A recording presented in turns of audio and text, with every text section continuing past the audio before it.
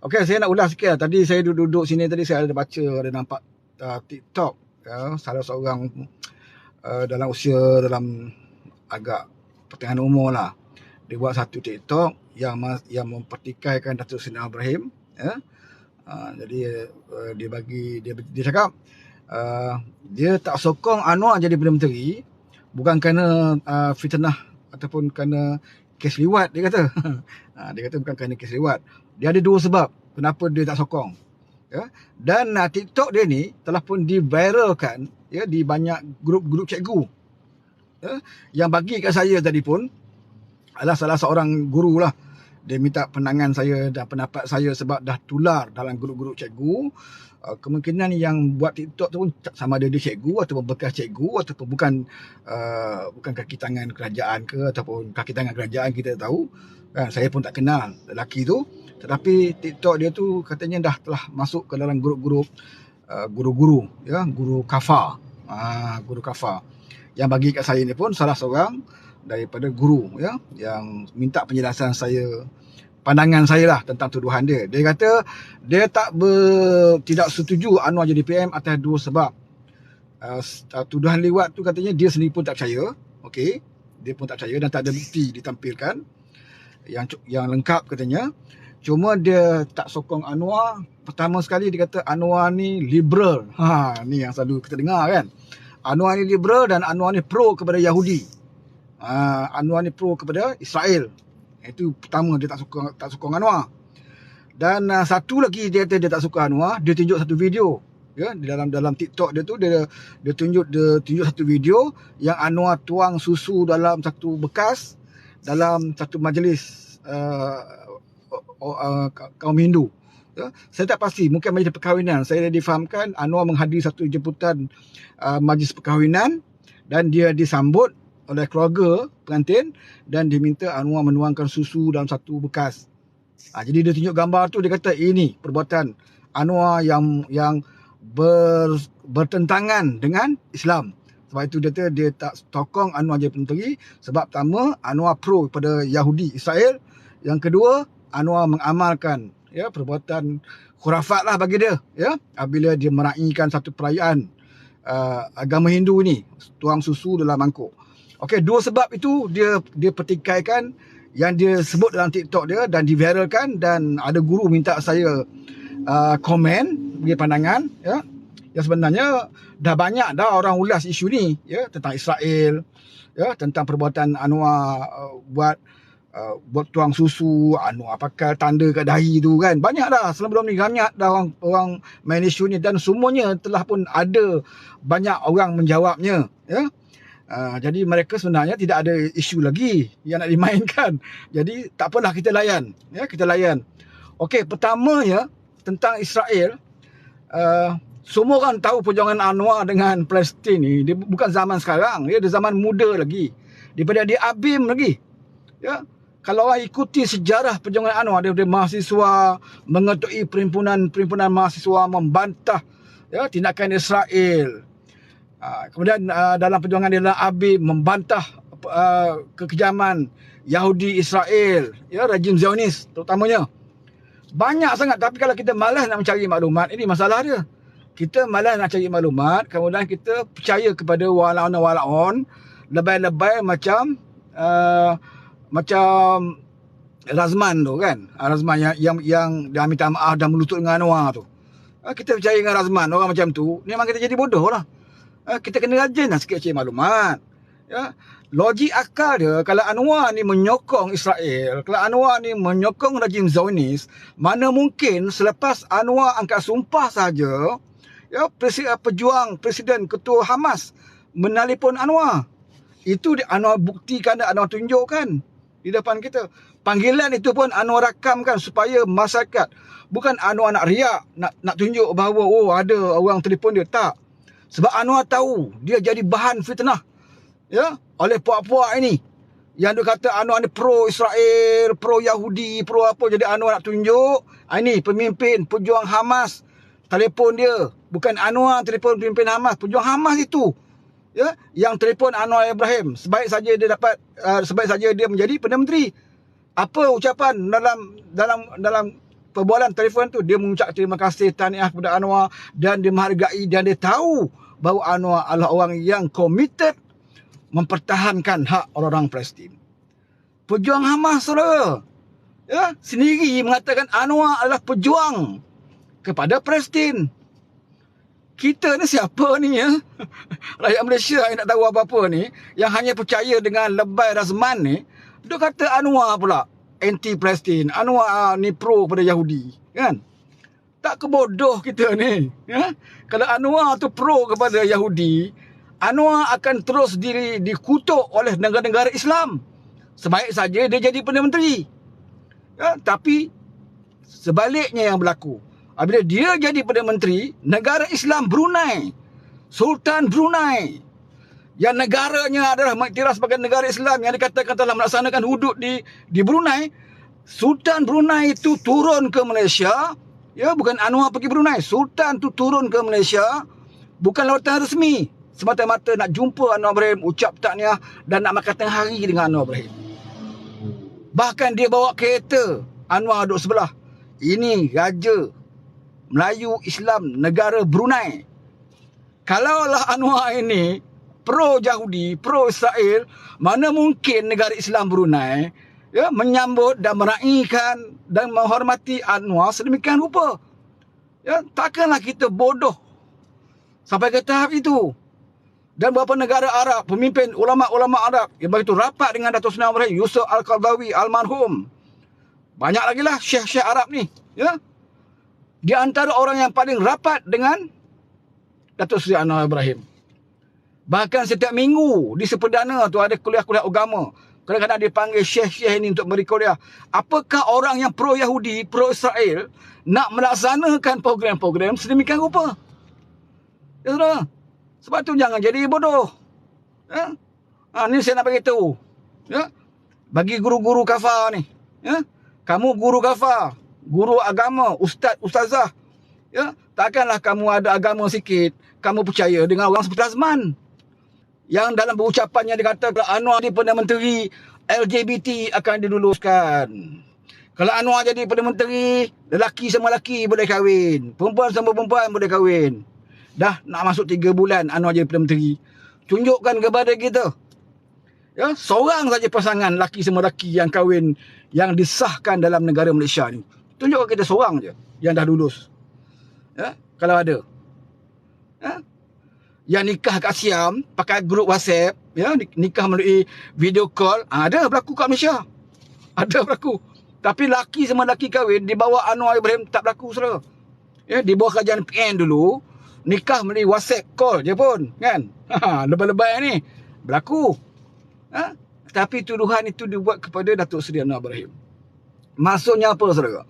Maksudnya bila pemimpin itu, ya, diterima oleh rakyat, pemimpin itu, ya, bila tidak didapati apa-apa kesalahan yang besar, ya, yang nak dituduh kepada beliau, maka dicarilah benda-benda macam ni, fitnah-fitnah macam ini. Yang itu dilakukan oleh Razman. Satu lagi isu, dia kata Anwar tuang susu dalam mangkuk tu. Saudara boleh Google. Ya, kita zaman sekarang zaman IT, Google.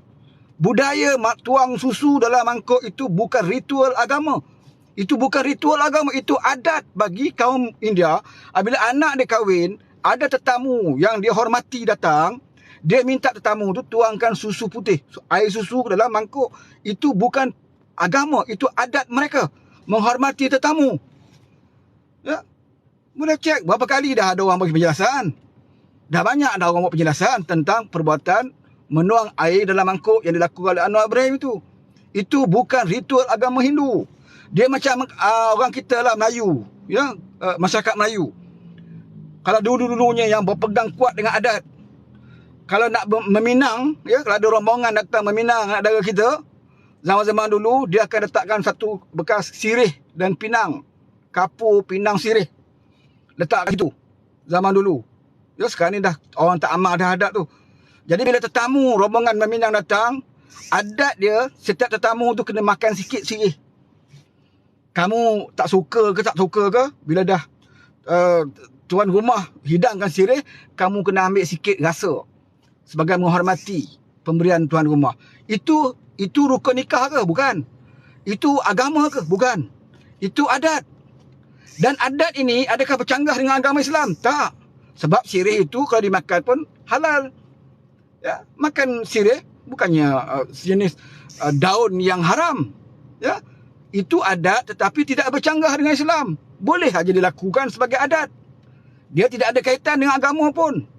Itu adat Melayu. Ya, adat orang Melayu. Sekarang orang dah tak banyak guna dah adat itu. Tapi saya nak tunjukkan ya sebagai perbandingan persamaan juga dengan kaum Hindu, kaum India. Kadang-kadang majlis perkahwinan mereka ada adat di kalangan kaum mereka. Menaikkan tetamu, ya. Bila Anwar datang, okey dia kata menaikkan apa semua pengantin. Okey dia bagi satu mangkuk bekas susu, tuang dalam bekas tembikar, macam bekas lah. Itu adat mereka. Apakah kerana tuang susu ni maka Anwar pun sudah jadi Hindu? Apakah tuang susu ni maka Anwar akan gugur akidah dia? Jangan jadi bodoh. Terutamanya kepada golongan-golongan yang ada sedikit asas pengetahuan agama ni. Ya, grup ini tular dalam grup-grup kafar, guru kafar. Tujuan dia apa? Tujuan nak memperbodohkan ustazah dalam grup itu. Ya. Takkanlah kamu sebagai ustaz dan ustazah boleh membenarkan fitnah sedemikian rupa, ya, yang kamu sendiri tahu. Kamu tahu sedikit sebanyak tentang agama. Takkan kamu tak boleh nak tangkis? Ya, takkan kamu tak boleh nak tangkis? Sepatutnya tak perlu tanya saya pun. Saya bukannya ustaz. Saya bukan ustazah. Saya bukan ulama. Tapi benda macam ini tak perlu ustaz jawab. Ya, kita tahu sendiri. Tapi kalau kita jual otak kita ni kepada lebay macam Razman, kan, ataupun lebay Hadi, habislah. Habislah saudara. Oleh kerana Razman itu pakai kopiah, oleh kerana Hadi itu pakai serban, oleh kerana Razman itu pakai jubah, oleh kerana Hadi itu pun pakai jubah, maka apa yang keluar daripada mulut dia semua suci murni, tak ada yang tipu. Ya, kita jangan lupa Hadi orang politik, Razman juga orang politik. Kalau isu agama yang dibincangkan, okey, kita boleh terima. Dia mengaji kitab, ya, buka kitab dan mengajar beberapa isu hate dan nifas contoh, bolehlah pakai. Tapi bila dia cerita pasal politik, tu kena hati-hati.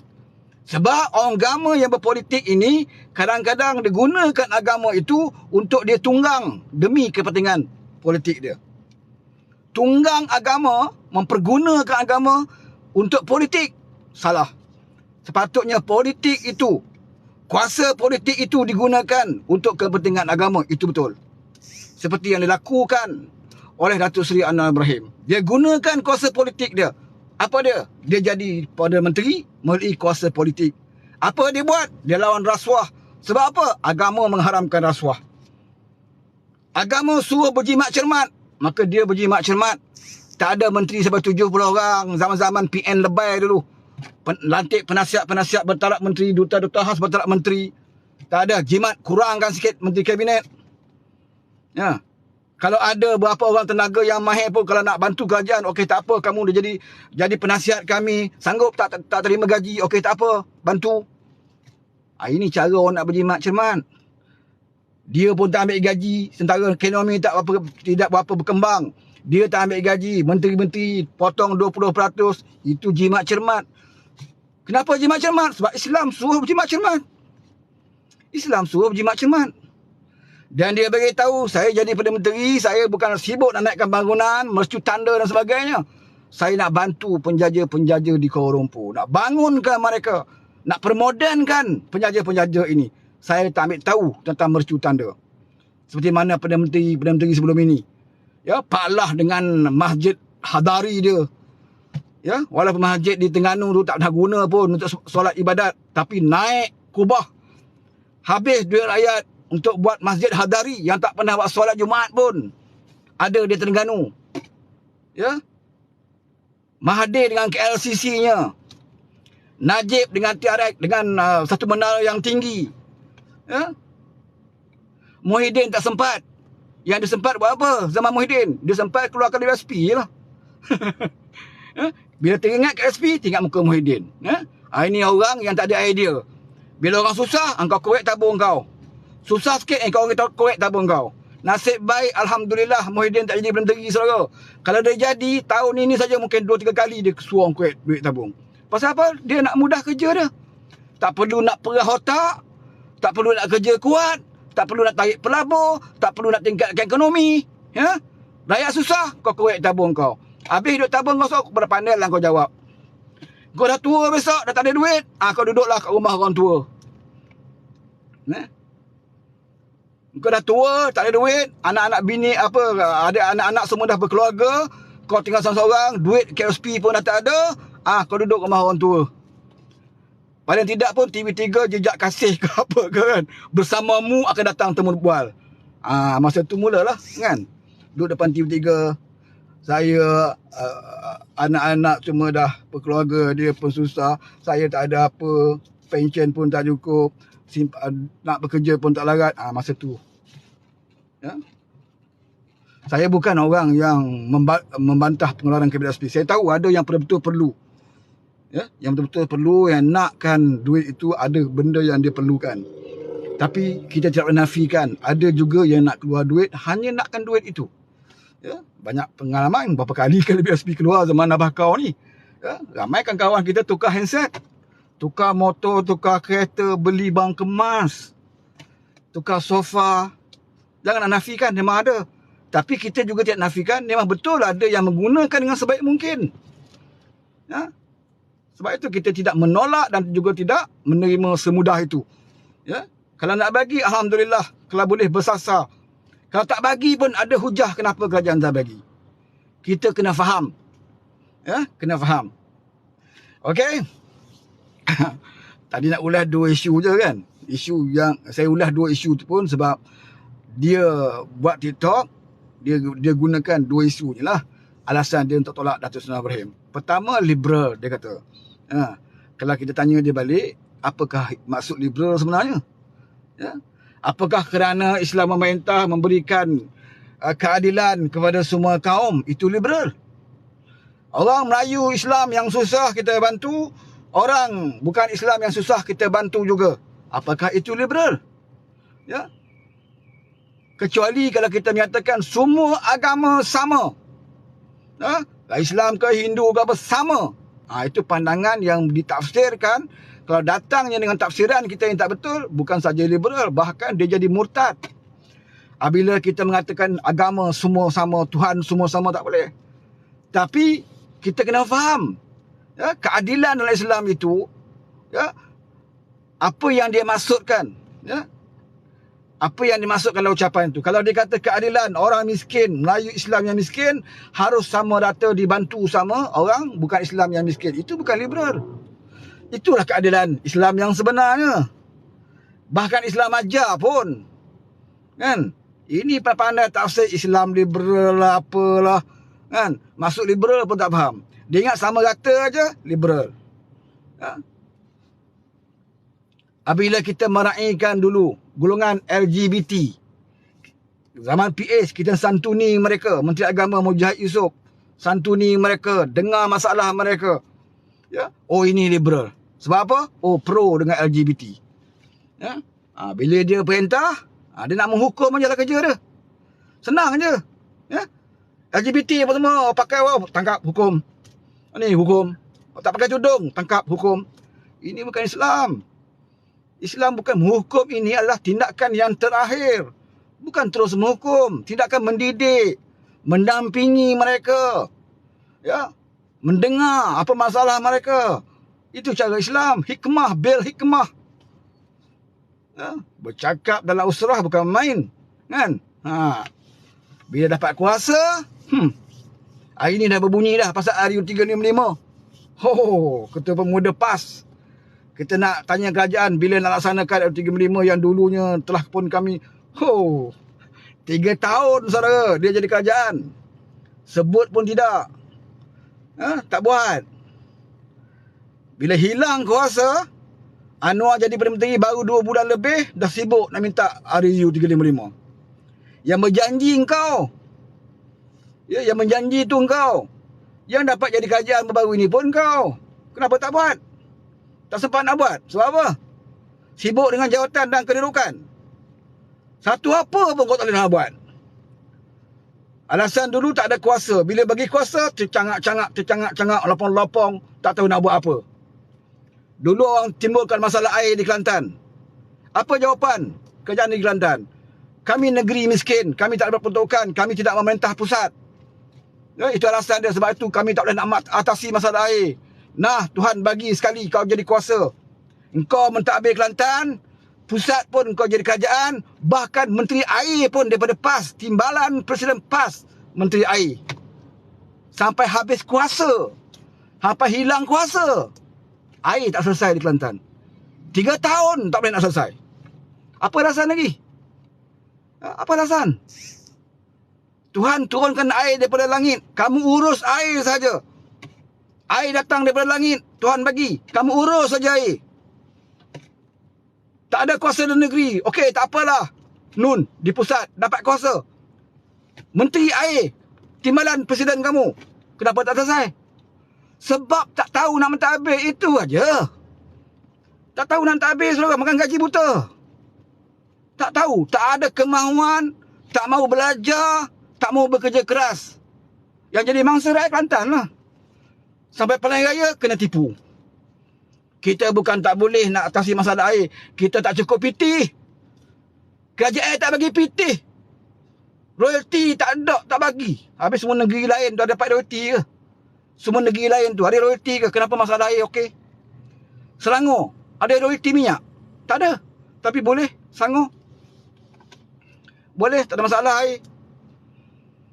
Ya. Kalau ada pun sekatan-sekatan di Selangor masalah air, bukan kerana air karat. Tetapi servis, okey, nak betulkan, nak perbaiki balik mutu air, stop 2-3 hari. Ada sikit keracunan, contoh kekotoran, okey stop. Punya jaga jangan Selangor ni. Ha? Air murah, kemudian dijaga kualiti dia. Bukan dibiarkan air tertarik, bertahun-tahun tertarik di Kelantan. Nak cantik sikit, kamu beli alat tapis, beli sendiri ya. Ini bukan kerajaan, saudara. Tapi Pilihan Raya, wah, bukan main lagi. Bercakap, kesian kepada rakyat Kelantan. Sampai bila ni? Perintah negeri dah dapat. Perintah pusat pun kamu dah dapat. Masalah kami tak selesai juga. Takkan kami nak tunggu kiamat, dah masuk syurga besok, baru dapat nikmati air. Itu tak payah sebut lah. Itu pun kan dah masuk syurga. Ya? Tapi ada dah yakin Unipas masuk syurga. Ada yang yakin. Ya? Apa Nek Amar jawab bila isu air? Ambo kecil dulu mandi terjun Sungai Kelantan je. Jadi asko. Dia beritahu rakyat Kelantan, dia dulu pun mandi air parit, air sungai je. Tapi boleh jadi asko. Ho, jawapan dia. Dulu di Kelantan ada satu, ya, pemimpin PAS di Kelantan. Dia marah rakyat Kelantan tak bayar bil air. Kan? Bila tak bayar bil air, Kelantan tak dapat pendapatan. Sebab apa? Ramai rakyat Kelantan yang tak bayar bil air, tertunggak bil air. Ya? Untuk nak menakutkan rakyat, dia beritahu apa? So, siapa yang tak bayar bil air, kita bimbang solat dia tak sah. Kita bimbang solat mereka tidak sah sebab tertunggak bayar air. Sebab dianggap sebagai kamu solat berwuduk. Berwuduk tu menggunakan air curi, tak bayar.